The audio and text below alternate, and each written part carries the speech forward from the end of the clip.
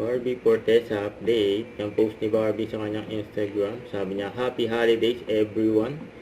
Merry Christmas sa family Fortesa at masaya ang Pasko ni Barbie kasama ang kanyang family at family ng ate niya na sa Chicago, USA. Bakit hindi pinakita yung handa nila? And enjoy. Merry Christmas.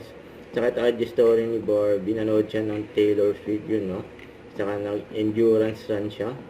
Tumakbo siya ng 8 km, 56 minutes, yun, no? Na-spotted din si Barbie, saka si Carol. Ay, may pabati pa, no?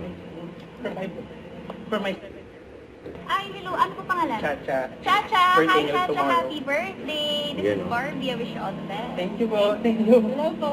Ka-breathless din, kasama rin. Happy holiday, happy Merry Christmas from Vitamix sa kayong Echo. Sila Barbie. Dayala ko sila as Daily Power.